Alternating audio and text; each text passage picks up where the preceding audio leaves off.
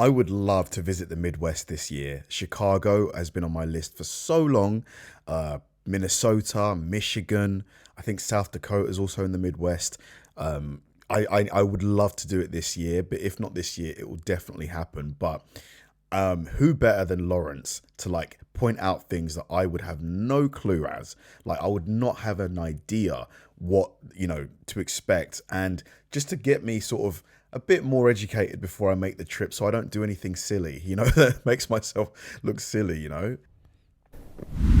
Hello, I've lived in the American Midwest now for 17 years and I've had a great time living here. 17. It's just that on occasion, it's very confusing. And today, in the aftermath of the most recent Chicago snowstorm, I feel like it's my duty to let you in on some of the reasons as to why. So if you're American and you like hearing some foreigner talk about your country and you haven't yet subscribed to this channel, do that now. Let's go. In the meantime, here are 6 things about the Midwest that confuse me. First of all, when I found out that I was moving to the Midwest, I thought, that's great. I've heard good things about the American West. Mountains, gunslingers, the Golden Gate Bridge. And then I moved here and realized, oh, this isn't really the West, is it? Certainly not the middle of the West. It's not really the east of the West, if there's such a thing. But when you look at it on a map, it's more like the west of the east, which I've since learned is confusing to a lot of Americans. So imagine what it's like for a foreigner coming here. And, there'll be these historians who will ruin this segment by saying, ooh, but that dates back to a time when the eastern United States was the entire country. So everything west of that was considered Western, and the Midwest was in the middle of what was then understood to be the West. And I get all of that, that's fine, but that was then, right? This is 2025. He makes a good point, because he's right. When I think of Midwest, I think West Coast, the middle. Like, do you see where I'm coming from? You think of the West, the Midwest. And my thing is, it's currently quite popular apparently to rename certain places in America. Why don't they just do that with the Midwest? Call it, the Great Flat North or something like that, or the Winter Hellscape. But while we're on the subject of things that are all over the map, that brings me on to your personal data. See, if you type your name into one of the many people search sites on the internet...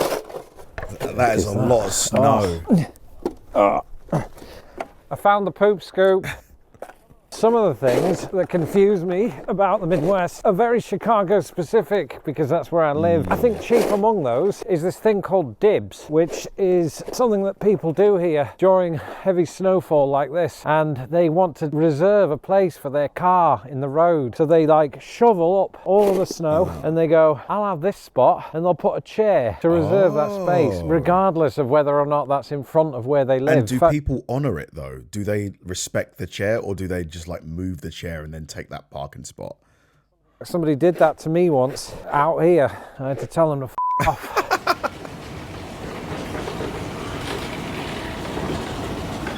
And luckily, I've got a garage, so nobody's taking dibs on that, and we keep our car in there, which is one of the great things actually, because when I lived in Indiana, we didn't have a garage, and so I'd be the one responsible for having to clean off the car. Is it, anyone who lives in the Midwest, is it common to like have your car this caked up in snow?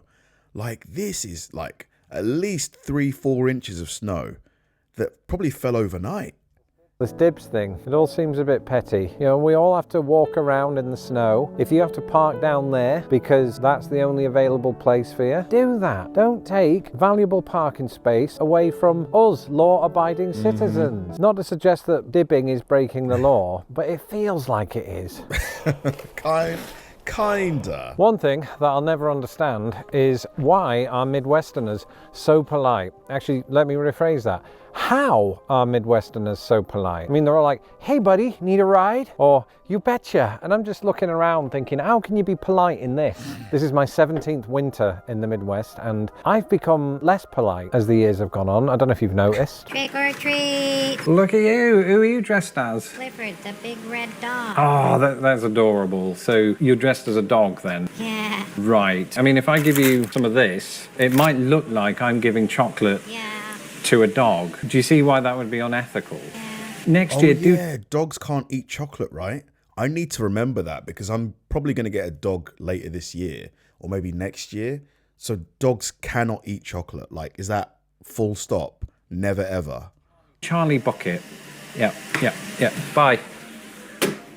this snowfall that you see around you right here, this started in November, and the cold is going to continue until February, by which point I am an absolute sad sack of Whereas to Frank down the street, this is his childhood. My childhood, while occasionally snowy, was never as cold as this, and very rarely as deep as this. So I don't know how Midwesterners are so polite. Is it the church? Does it make you be that way? Is it like with Norwegian people where this is all they've ever known? And so they've learned to cultivate a resistance to it that borders on psychopathic. But, you know, if you come up to me all cheery in the parking lot of Menards and you expect me to reciprocate, you're going to have to pay me.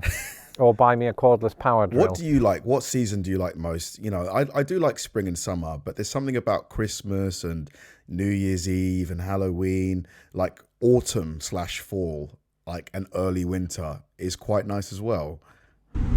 Now, I say that I've lost all politeness, but in hindsight, that's not entirely true because I've developed a form of Midwestern politeness, which is to say the word ope. So, for example, I've just sat in an absolute plethora of snow, and when I did so, I should have said, ope, I did just realise I didn't clean off the chair. Like a oops. Usually, though, this is a phrase that I've just started saying when I accidentally bump into somebody in a corridor. So is it basically like saying oops? Ope is basically oops, yeah?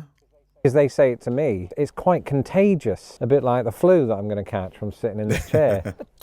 And so I think this is indicative of how the Midwest has changed me, because when it isn't winter, I am polite. I think I've merged British politeness with Midwestern politeness to form one big super politeness. So I occasionally do find myself saying, you betcha! And I don't even live in Minnesota. It just sort of, I don't know, trickles down to Chicago by osmosis. Anyway, I need a tissue. I do love the Minnesota accent, like boat. What else did they say? Minnesota. I remember once reading a little fun fact about the Midwest, and it was this. The Midwest has more water towers per square mile than any other region in the United States. Wow. But I didn't doubt it for a second because, you know, just driving around various towns and cities in the Midwest, you don't need a GPS to tell you where you are. You just look out of your window and up at the steel tower because it has the name of the town on it. And it feels like in the Midwest, some towns have like 3 of them. And I couldn't figure out why that was. Were people in the Midwest just, you know, more inclined to being hydrated and having the water sorted out? That's too much salt. And so finally, years after learning that piece of trivia, I thought now, while making this video, might be the right time to learn why the Midwest is so obsessed with them. So let's go to the computer. Well, from what I can tell, the Midwest has more water towers because the Midwest is very flat. And that apparently makes it harder for water systems to have good water pressure compared with in mountainous areas where the water source is already at a high elevation and gravity sort of takes over, I think. So here in Chicago, we draw a lot of our water from Lake Michigan, which is below or level with the area of consumption. So what's it like? What's the cost of living in the Midwest? Does it depend on, I imagine it probably depends on where exactly you are, but like if you wanted to rent a nice-ish 2-bed apartment in a city in the Midwest, in a relatively large city in the Midwest, what's that going to cost? And what would be the other associated costs with that? Just because, you know, I'm really thinking about moving to the States, so I'm trying to get as much information as I can. We have to store the water pressure in one of these water towers, and it replicates the pressure that you might find in otherwise more elevated areas. Yeah, I only understood about half of that. I suppose the quick answer is that the Midwest is flat. And finally, goodbyes. I will never, ever understand how a person from the Midwest can take what should just be a 2-minute salutation, say, we're leaving now, my husband's an introvert, let's get in the car, and we'll see you next year. But no, because right at the last second, somebody has to make a plan for a state fair that's not going to happen for 8 months. That then devolves into politics. Before you know it, it's dark outside and I have fallen asleep in the corner. But the thing is, I think a lot of us non-Midwesterners, if we've made up our mind that we're leaving, it has to be that second. It can't be in an hour from now. Actually, nowadays, I'm so used to my wife's family doing this that I just go straight to the car and turn on the engine and I wait for them there. But just waiting like in the car, like staring staring at her as she's still talking to her family.